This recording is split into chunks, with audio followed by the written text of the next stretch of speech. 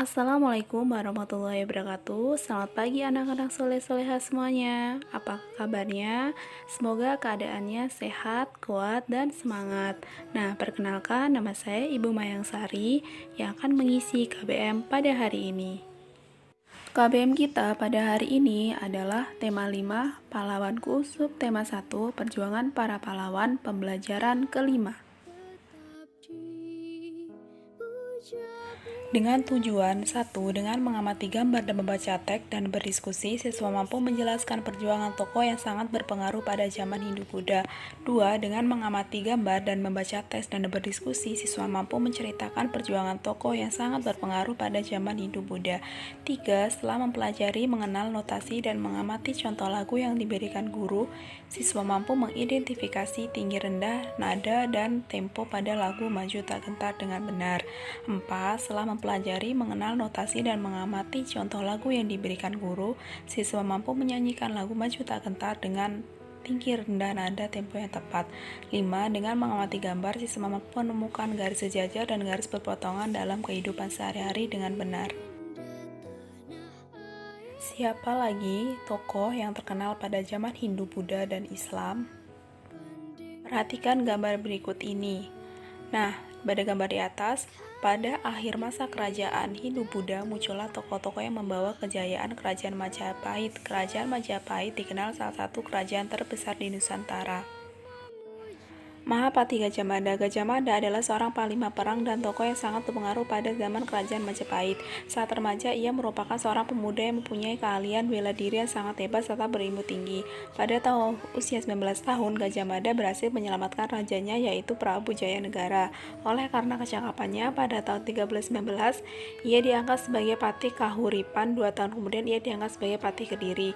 Pada tahun 1329, Patih Majapahit yang bernama Aryo Taldah menuju Gajah Mada untuk menggantikan dirinya. Gajah Mada menolak penunjukan itu karena ingin membuktikan pengabdiannya terlebih dahulu kepada kerajaan Majapahit, yaitu menghentikan pemberontakan. Keta dan Sadeng Gajah Mada akhirnya diangkat sebagai Patih Majapahit pada tahun 1334 setelah berhasil melaklukkan Keta dan Sadeng. Pada tahun 1336, Gajah Mada mengucapkan Sumpah Palapa, yaitu janji bahwa ia tidak akan memakan buah palapa jenis rempah-rempah bila belum berhasil menguasai pulau di Nusantara. Perjuangan Gajah Mada mencapai puncak pada zaman pemerintahan Prabu Hayam Wuruk, yaitu 1350 sampai 1389. Pada masa itulah Majapahit mencapai keemasannya. Dari Kitab Negara Kertagama dapat diketahui bahwa daerah kekuasaan Majapahit hampir seluruh luasnya wilayah Indonesia yang sekarang. Bahkan pengaruh kerajaan Majapahit sampai di negara-negara tetangga. Berdasarkan urutan arah panah di atas, telah kembali dengan singkat cerita Gajah Mada. Gajah Mada adalah seorang panglima perang dan tokoh yang sangat berpengaruh pada zaman kerajaan Majapahit. Akibat kecakapannya, di tahun 1319, ia diangkat sebagai Patih Kahuripan. Pada tahun 1329, Patih Majapahit yang bernama Aryo Tada menuju Gajah Mada untuk menggantikan dirinya. Pada tahun 1336, Gajah Mada mengucapkan Sumpah Palapa. Perjuangan Gajah Mada mencapai puncaknya pada zaman pemerintahan Prabu Hayam Wuruk, dan pada masa itulah Majapahit mencapai masa keemasannya. Berdasarkan cerita di atas, marilah kita jawab pertanyaan-pertanyaan berikut ini. Yang pertama, 1. Apa tujuan Gajah Mada mengucapkan Sumpah Palapa? Tujuannya adalah Gajah Mada mengucapkan Sumpah Palapa adalah untuk menyatukan Nusantara. Apa yang diperjuangkan Gajah Mada? Yaitu mempersatukan Nusantara di bawah kekuasaan Kerajaan Majapahit. 3. Apakah perjuangan Gajah Mada mempunyai pengaruh pada kehidupan bangsa Indonesia pada saat ini? Jelaskan dan berikan contoh. Gajah Mada memang hampir berhasil menaklukkan Nusantara. Semangat Gajah Mada dalam mempersatukan Nusantara dijadikan semangat bangsa Indonesia dalam mengisi dan mempertahankan kemerdekaan Indonesia. 4. Hal baik apa yang dapat kamu contoh dari Gajah Mada? Beliau adalah orang yang menyatukan seluruh Nusantara hingga mencapai Filipina. Gajah Mada telah mengajarkan arti dari persatuan dan kesatuan untuk menjadi sebuah bangsa yang besar. Oleh karena itu, untuk menjadi bangsa yang besar dan kuat, persatuan dan kesatuan harus tetap terjaga sehingga keutuhan negara kesatuan Republik Indonesia tetap terjaga dengan baik. 5. Apakah Gajah Mada bisa disebut sebagai pahlawan pada masa kerajaan Majapahit? Jelaskan. Mahapati Gajah Mada adalah seorang pahlawan bagi rakyatnya karena beliau telah berani dan pantang menyerah berjuang untuk rakyatnya, sehingga rakyatnya hidup aman dan sejahtera. Gajah Mada dapat menyatukan Nusantara. Perjuangan Gajah Mada sampai saat ini tetap dikenang. Hal ini dibuktikan dengan dipergunakannya nama Gajah Mada sebagai nama utama di Indonesia. Kebesaran nama dan kejayaan Majapahit pun dapat dilihat dari peninggalannya berupa candi. Untuk mengetahui cerita tentang candi peninggalan Kerajaan Majapahit, lebih lanjut bacalah informasi di bawah ini.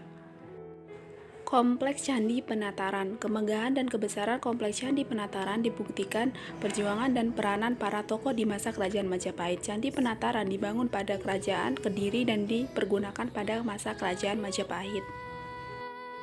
Di dalam kompleks candi terdapat arca, bangunan yang disebut dengan Balai Agung, prasasti atau batu tulis, dan beberapa candi. Di antaranya yaitu Candi Naga yang berukuran kurang lebih sekitar 4,8 meter dan panjang 6,57 meter dan tingginya 4,70 meter. Selain itu terdapat candi yang dianggap paling suci yaitu Candi Induk. Candi Induk terdiri atas 3 teras bersusun dengan tinggi seluruhnya yaitu 7,19 meter. Tulislah pendapatmu tentang Candi Penataran. Candi Penataran membuktikan peranan dan perjuangan tokoh masa Kerajaan Majapahit. Dalam candi tersebut terdapat arca dan prasasti. Candi Penataran sangat indah dan harus jaga kelestariannya. Gajah Mada adalah tokoh yang memiliki jiwa kepahlawanan yang sangat luar biasa. Tokoh yang pantang menyerah dan tak pernah gentar. Untuk menyemaknai semangat Gajah Mada yang pantang menyerah, ayolah kalian menyanyikan lagu Maju Tak Gentar. Apa yang kamu rasakan ketika menyanyikan lagu di atas? Jelaskan jawabanmu, yaitu merasa bangga dan bersemangat untuk membela bangsa. 2. Jelaskan tentang nada dan tempo dalam lagu tersebut dan nilai baik apa yang terkandung dalam lagu tersebut. Lagu Maju Tak Gentar termasuk dalam lagu perjuangan karya Simanjuntak dengan tanda birama 4/4 yang fungsi tanda birama yaitu setiap birama terdapat 4 ketukan dan masing-masing ketukan terdiri atas 1/4 nilai. Dari partitur seperti yang tampak pada gambar tersebut, tempo marsia yang artinya tempo mars dan tempo bergerak jalan. Tempo marsia ini berkesan gembira dan tegas, sedangkan tanda do sama dengan bass adalah tanda dasar dalam lagu ini. Apakah kamu pernah melihat garis paranada pada sebuah lagu? Paranada adalah 5 garis horizontal tempat not ditulis. Not dapat diletakkan di garis atau di antara garis atau spasi paranada. Garis paranada diberi nomor dari bawah ke atas. Garis paling bawah tersebut garis pertama dan garis paling atas adalah garis kelima. Apakah garis tersebut sejajar atau berpotongan? Ayo kita berlatih tentang garis lebih lanjutnya. Perhatikan garis berikut ini. Pada garis F adalah garis yang sejajar atau berhadapan, dan garis G adalah garis yang berpotongan. Jika ada garis yang bertemu dan saling memotong merupakan garis potongan, dan H juga merupakan garis berpotongan, dan garis I merupakan garis yang tidak sejajar karena letaknya tidak bersama. Dan selanjutnya perhatikan apakah ada perbedaan di antara 3 garis berikut ini. Garis A adalah suatu yang memiliki ukuran panjang tetapi tidak memiliki ukuran lebar atau tebal. Garis B merupakan sinar garis separuh garis sehingga sinar memiliki satu arah. Dan yang C, segmen garis atau penggal garis adalah bagian dari suatu garis sedemikian hingga menunjukkan suatu arah.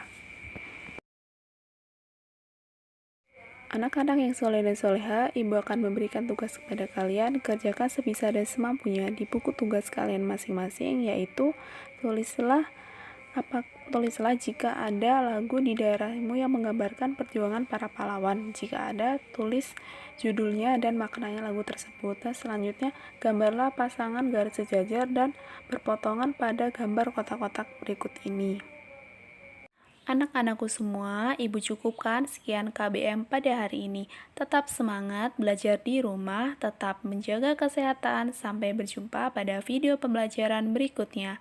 Semoga apa yang kita pelajari hari ini bermanfaat. Ibu akhiri, wassalamualaikum warahmatullahi wabarakatuh.